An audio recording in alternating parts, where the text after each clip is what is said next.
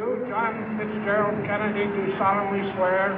I, John Fitzgerald Kennedy, do solemnly swear. That you will faithfully execute the office of President of the United States. That I will faithfully execute the office of President of the United States. And will, to the best of your ability. And will, to the best of my ability. Preserve, protect, and defend the Constitution of the United States. Preserve, protect, and defend the Constitution of the United States. So help you God. So help me God.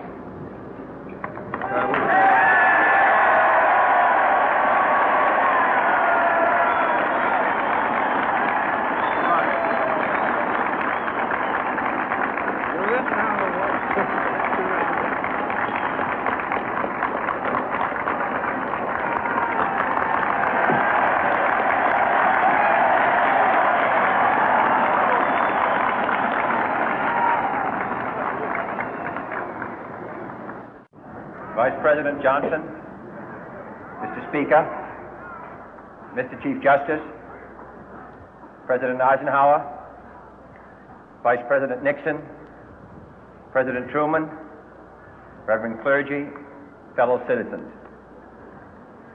We observe today not a victory of party, but a celebration of freedom, symbolizing an end as well as a beginning, signifying renewal as well as change.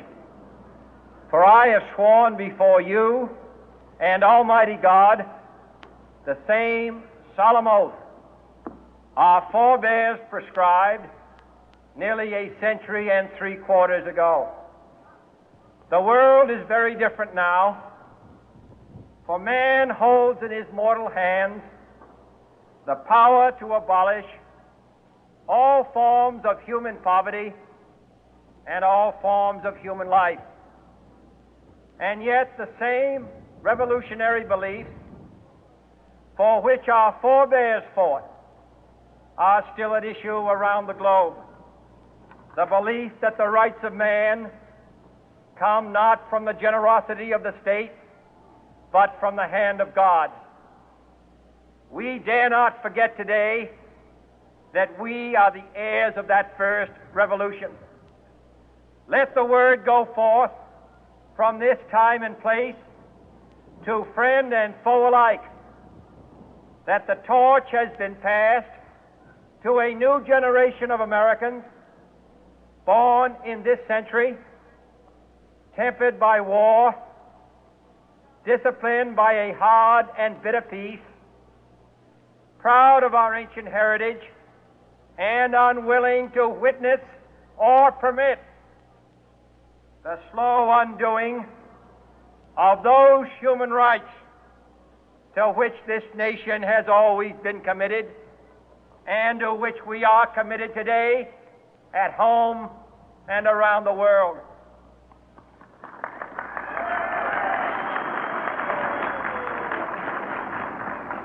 Let every nation know, whether it wishes us well or ill, that we shall pay any price, bear any burden, meet any hardship, support any friend, oppose any foe to assure the survival and the success of liberty.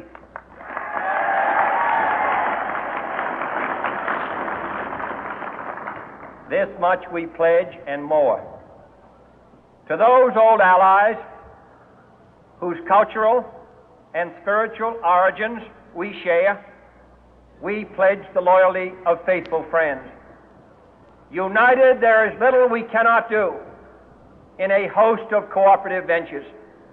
Divided, there is little we can do, for we dare not meet a powerful challenge at odds and split asunder.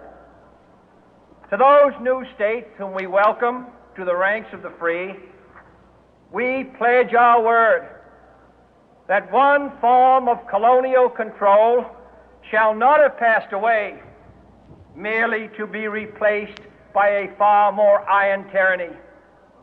We shall not always expect to find them supporting our view, but we shall always hope to find them strongly supporting their own freedom, and to remember that in the past, those who foolishly sought power by riding the back of the tiger ended up inside.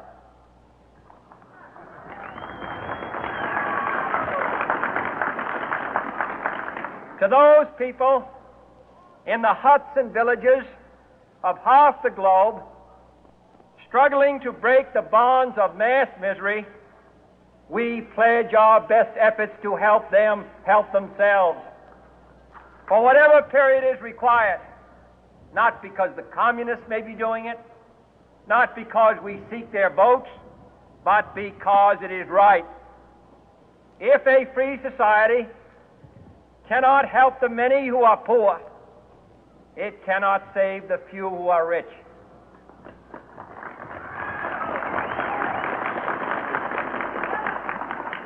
To our sister republics south of our border, we offer a special pledge to convert our good words into good deeds, in a new alliance for progress, to assist free men and free governments in casting off the chains of poverty.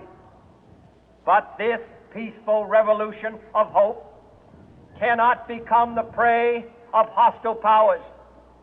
Let all our neighbors know that we shall join with them to oppose aggression or subversion anywhere in the Americas.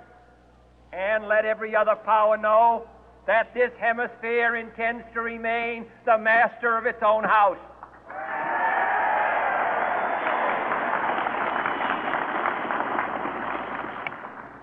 To that World Assembly of Sovereign States, the United Nations, our last best hope, in an age where the instruments of war have far outpaced the instruments of peace, we renew our pledge of support to prevent it from becoming merely a forum for invective, to strengthen its shield of the new and the weak, and to enlarge the area in which its writ may run. Finally, to those nations who would make themselves our adversary, we offer not a pledge, but a request that both sides begin anew the quest for peace. Before the dark powers of destruction, unleashed by science, engulf all humanity in planned or accidental self-destruction, we dare not tempt them with weakness, for only when our arms are sufficient beyond doubt can we be certain beyond doubt that they will never be employed. But neither can two great and powerful groups of nations take comfort from our present course, both sides overburdened by the cost of modern weapons, both rightly alarmed by the steady spread of the deadly atom, yet both racing to alter that uncertain balance of terror that stays the hand of mankind's final war.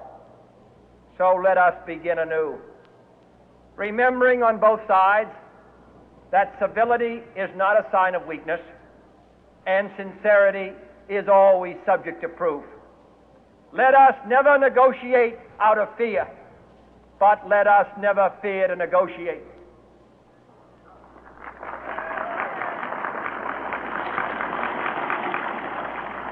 Let both sides explore what problems unite us, instead of belaboring those problems which divide us. Let both sides, for the first time, formulate serious and precise proposals for the inspection and control of arms, and bring the absolute power to destroy other nations under the absolute control of all nations.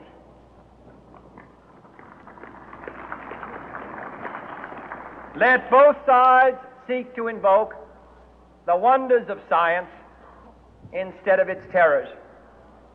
Together, let us explore the stars, conquer the deserts, eradicate disease, tap the ocean depths, and encourage the arts and commerce. Let both sides unite to heed in all corners of the earth the command of Isaiah to undo the heavy burden and let the oppressed go free.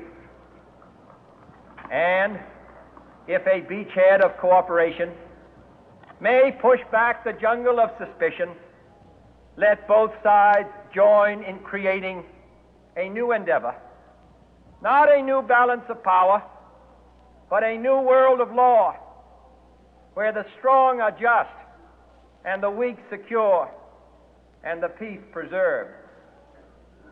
All this will not be finished in the first 100 days, nor will it be finished in the first 1,000 days, nor in the life of this administration, nor even perhaps in our lifetime on this planet. But let us begin.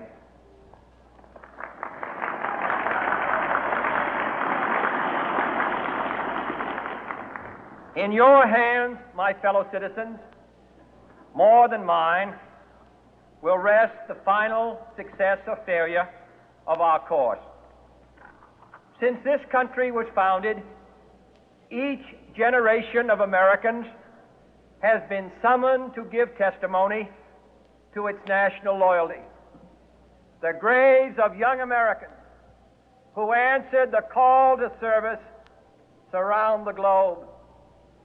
Now the trumpet summons us again, not as a call to bear arms, though arms we need, not as a call to battle, though in battle we are, but a call to bear the burden of a long twilight struggle, year in and year out, rejoicing in hope, patient in tribulation, a struggle against the common enemies of man, tyranny, poverty, disease, and war itself.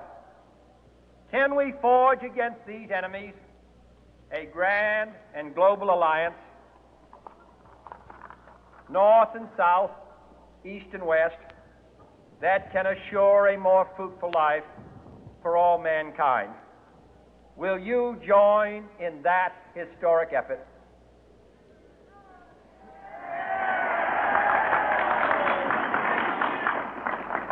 In the long history of the world, only a few generations have been granted the role of defending freedom in its hour of maximum danger.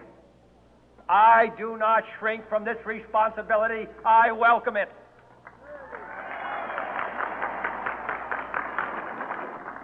I do not believe that any of us would exchange places with any other people or any other generation.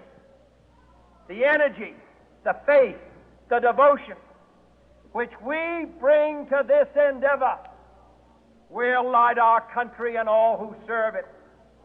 And the glow from that fire can truly light the world. And so, my fellow Americans, ask not what your country can do for you, ask what you can do for your country.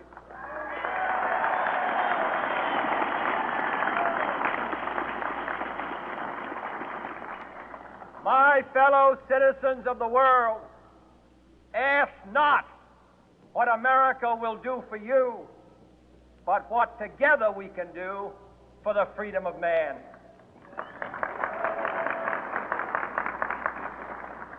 Finally, whether you are citizens of America or citizens of the world, ask of us here the same high standards of strength and sacrifice which we ask of you.